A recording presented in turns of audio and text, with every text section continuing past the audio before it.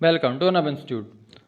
दोस्तों, हम आपके लिए एक नई सीरीज़ लेके आ रहे हैं मॉडर्न हिस्ट्री की, जिससे काफ़ी सारे सवाल आते हैं। आप किसी भी एग्ज़ाम को उठा के देख लीजिए, उसमें आपको मॉडर्न हिस्ट्री के सवाल तो अवश्य ही मिलने वाले हैं। इसलिए मॉडर्न हिस्ट्री को पढ़ना आपके लिए बहुत ज़रूरी है। इसलिए हम आपके लिए एक टीचर लेकर आ रहे हैं जो आपको मॉडर्न हिस्ट्री पढ़ाएंगे। मैं इसमें आपको इंट्रो देने वाला हूँ कि हम मॉडर्न हिस्ट्री में क्या क्या पढ़ने वाले हैं। तो मैं आपको बता रहा हूँ कि हम क्या क्या पढ़ने वाले हैं। देखिए, आधुनिक भारत का इतिहास हम पढ़ेंगे, जिसमें हम पढ़ेंगे यूरोपीय कंपनियों का आगमन, जिसमें डचों का आगमन हुआ, अंग्रेज़ों का हुआ, डेन का हुआ, फ्रांसिस हुआ, कर्नाटकों का युद्ध हुआ। मैं आपको सारे टॉपिक्स के सिर्फ नाम बता रहा हूँ, ये सिर्फ इंट्रो वीडियो है। यहाँ पे अपन बंगाल के उदय की बात करेंगे, जिसमें हम पढ़ने वाले हैं प्लासी का युद्ध 1757, बक्सर का युद्ध 1764, इलाहाबाद की संधि 1765 में हुई थी, बंगाल में द्वैत शासन। इसके बाद भारत में ब्रिटिश सत्ता का विस्तार, रेगुलेटिंग एक्ट 1773 वाला। फिर 73 के बाद आया था पिट्स इंडिया एक्ट, आया था 1784 में। फिर 1786 का अधिनियम आया था। फिर 1793 का एक चार्टर एक्ट भी आया था। फिर उसके बाद 1833, 1813, 1833 के चार्टर एक्ट। देखिए, चार्टर एक्ट जो है ना, वो हर 20-20 साल में आते थे, इसलिए 33 के बाद, इसलिए ये 13 के बाद 33। ठीक है। फिर देखिए, अपन ये 1813 का चार्टर एक्ट लिखा हुआ है, लास्ट वाला, ये वाला, ये 13 का था, ये 33 का था, ये 53 वाला है। ठीक है, आपको ध्यान रखना, वो यहाँ पे 53 नहीं लिखा पाया, तो आपको इस बात का ध्यान रखना है। फिर इसके बाद भारत परिषद का अधिनियम आया था 1861 में। फिर भारत परिषद अधिनियम 1892, पार्लियामेंट सुधार 1909, मॉन्टेगू चेम्सफोर्ड सुधार 1919। फिर इसके बाद हम बात करने वाले हैं भारत का प्रथम स्वतंत्रता संग्राम, जो 1857 में हुआ था। इसमें हम पढ़ने वाले हैं कि विद्रोह के कारण क्या क्या थे, विद्रोह का प्रचार प्रसार कैसे हुआ, उसकी असफलता और उसके परिणाम के बारे में। फिर हम पढ़ेंगे भारत में सामाजिक धार्मिक आंदोलन, इन आंदोलन की शुरुआत कैसे हुई। इसमें से राजा राममोहन राय और ब्रह्मा समाज पढ़ेंगे, वेद समाज और प्रार्थना समाज। फिर उसके बाद आर्य समाज, जिसमें स्वामी दयानंद सरस्वती जी थे। फिर रामकृष्ण परमहंस, रामकृष्ण मिशन की बात करेंगे, यंग बंग आंदोलन की बात करेंगे।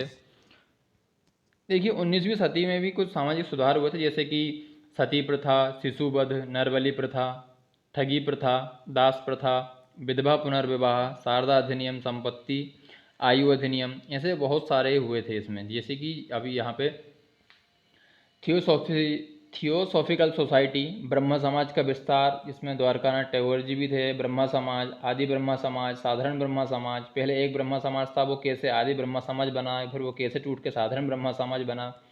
ये सारी की सारी जानकारी आपको हमारी एक टीचर हैं वो पढ़ाने वाली हैं।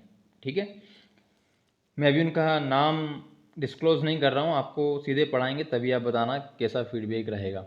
ओके। फिर इसके बाद अपन पढ़ेंगे कांग्रेस से पूर्व महत्वपूर्ण राजनीतिक संस्थान। देखिए, कांग्रेस तो 1885 में बनी थी, लॉर्ड डफरिन के समय में, लेकिन उसके पहले भी तो कुछ संस्थाएं थी जो आज़ादी को लेके, मतलब उन्होंने अपना संगठन बनाया था या राजनीतिक संगठन बना रहे थे, वो राजनीतिक संस्थाएं थीं।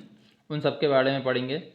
Bengal British India society 1843, Indian league 1857, British India association 1851, Kolkata student association 1885, Indian association 1876, Mumbai में राजनीतिक संगठन मुंबई एसोसिएशन 1852, पूना सार्वजनिक सभा 1870, बॉम्बे प्रेसिडेंसी एसोसिएशन 1885। इसी 1885 में कांग्रेस का गठन भी किया गया था। मद्रास में राजनीतिक संगठन कौन कौन से थे? मद्रास नेटिव एसोसिएशन बना था 1852 में, मद्रास महाजन सभा 1884। देखिए, मैं आपको ये सब इसलिए बता रहा हूँ ताकि आप जब पढ़ोगे तो आपको टॉपिक वाइज टॉपिक पढ़ाई करनी है, पूरा एक साथ नहीं पढ़ना है। टॉपिक को उठाइए, उसको अच्छे से पढ़िए, फिर उसके क्वेश्चन आंसर लगाइए। इसके बाद हम बात करने वाले हैं कि भारतीय समाचार पत्रों का विकास कैसे हुआ, जिसमें भारतीय प्रेस का इतिहास के बारे में पढ़ेंगे। भारत के प्रमुख सामाजिक पत्र और पत्रिकाएं कौन सी हैं, प्रमुख समाचार एजेंसियां कौन सी हैं, प्रेस के विरुद्ध जो प्रतिबंध लगाए गए थे वो क्या क्या थे, कि आप इंग्लिश में छाप सकते हो, हिंदी में नहीं छाप सकते, आपको चेक करवाना पड़ेगा पहले। यदि अंग्रेज कहेंगे कि हाँ ये कंटेंट आपका ठीक है, तभी वो प्रेस में रिलीज़ होगा। ऐसी काफ़ी सारी चीज़ें थी, यदि मैं आपको अभी बताने लगूंगा तो शायद वो ज़्यादा समय हो जाएगा। फिर इसके बाद हम पढ़ने वाले हैं वर्नाक्यूलर प्रेस एक्ट अधिनियम 1878 का। फिर भारत में शिक्षा का विकास हुआ, कैसे विकास हुआ। फिर उसके बाद पाश्चात्य आंग्ल विवाद अधोमुखी निस्यंदन का सिद्धांत आया था, वो भी पढ़ने वाले हैं। चार्ल्स वुड डिस्पेच 1844 में। फिर शिक्षा आयोग बना था 1812 में। रेले कमीशन आया था 1920 में। सेडलर आयोग था 1917 में। फिर एक हरटोंग समिति भी आई थी 1919 में।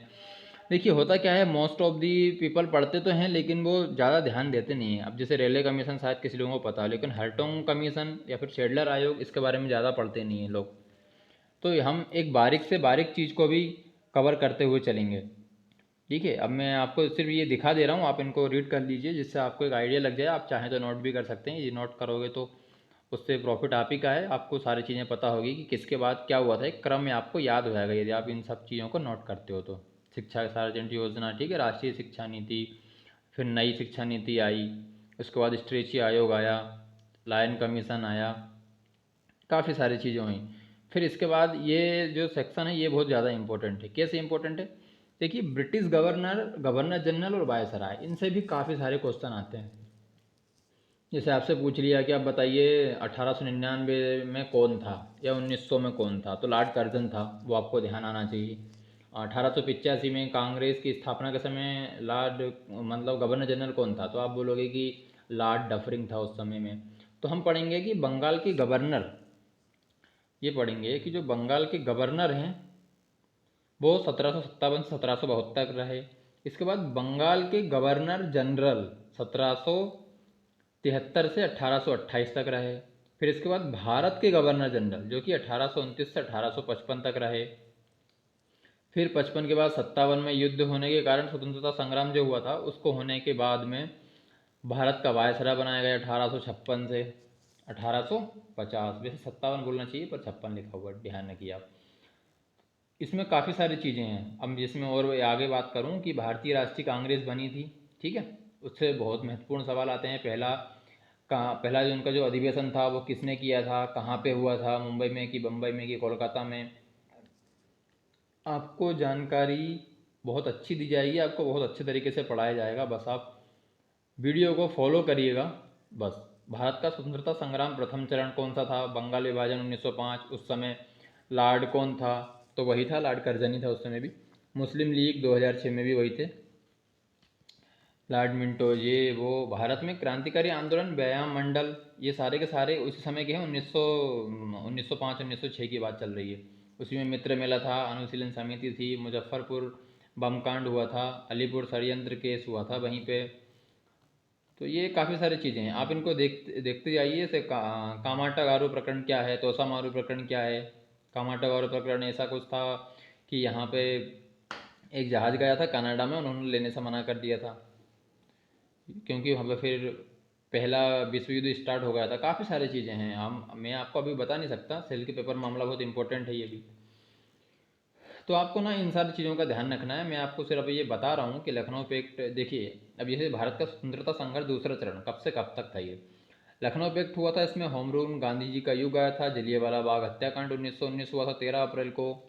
रॉलेट एक्ट आया था, इसमें चंपारण का आंदोलन है, असहयोग आंदोलन है, खिलाफत आंदोलन है। वैसे मैं आपको जितना बता रहा हूँ इसमें से भी आप बहुत कुछ सीख सकते हैं।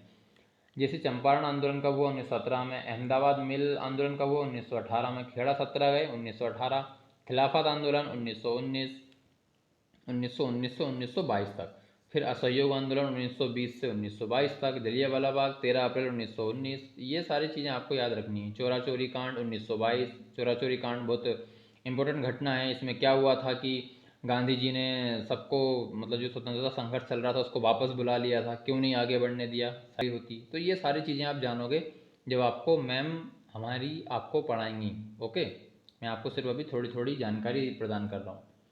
जैसे भारतीय राष्ट्रीय आंदोलन की बात करेंगे, इसमें स्वराज पार्टी की स्थापना हुई थी 1923 में, चित्तरंजन दास और मोतीलाल नेहरू जी ने करी थी। क्यों करी थी, वो तो दोनों कांग्रेस में थे, उसका रीज़न क्या है वो आपको पढ़ाया जाएगा। फिर इसमें हिंदुस्तान रिपब्लिकन एसोसिएशन 1924, काकोरी कांड 1925, लाहौर षड्यंत्र का मुकदमा हुआ था 1929 में, नौजवान सभा, साइमन कमीशन, बहुत इंपॉर्टेंट है साइमन कमीशन, लाला लाजपत राय से जुड़ा हुआ है। फिर नेहरू जी की रिपोर्ट आई थी, फिर जिन्ना जिन्ना का 14 सूत्रीय फार्मूला आया था, लाल कुर्ती आंदोलन, गांधी जी की 11 सूत्री मांगें, गोलमेज सम्मेलन 1930, 31, 32 तीन हुए थे, जिसमें से सेकंड वाले में किसने भाग लिया था? राष्ट्रीय कांग्रेस ने भाग लिया था 1931 में, जिसमें महात्मा जी गए, गांधी जी गए थे जिसमें। ठीक है, काफ़ी सारी चीज़ें हैं, मैं अब आपको ज़्यादा पढ़ के नहीं बता रहा हूँ, आपको ध्यान रखना है। ये एक इंट्रो वीडियो है, इसमें आपको जितने टॉपिक्स बताए जा रहे हैं इन सभी टॉपिक्स को अच्छे से पढ़ाया जाएगा कॉन्सेप्ट के साथ। ठीक है, आपको ध्यान रखना है कैसे कैसे जो आपका लास्ट में नौसेना विद्रोह हुआ था, फिर कैबिनेट मिशन आया था, फिर लास्ट में अंतरिम सरकार बनी थी, तो अंतरिम सरकार में कौन क्या था, है ना, मतलब सुरक्षा मंत्री कौन था या शिक्षा मंत्री कौन था, गृह मंत्री कौन था, ये सारी की सारी जानकारी आपको मिलेगी। फिर इसके बाद फाइनली 1947 को भारत को आज़ादी मिल गई थी और भारत का सपना हो गया था साकार। पर इसमें अपन यहाँ तक ही नहीं पढ़ेंगे, अपन यहाँ से 2020 तक पढ़ेंगे, नरेंद्र मोदी जी के यहाँ तक। ठीक है दोस्तों, इस वीडियो में बस इतना ही था, आपके लिए मैंने एक इंट्रो वीडियो बनाई थी। यदि आपको वीडियो पसंद आती है तो प्लीज़ लाइक करें, और हाँ, जो हमारी सीरीज स्टार्ट होने वाली है उसका आप बेसब्री से इंतजार करिए। हम आपके लिए ऐसा कुछ लेके आने वाले हैं जो आपने अभी तक यूट्यूब पर पढ़ा नहीं होगा। ओके, जय हिंद, जय भारत।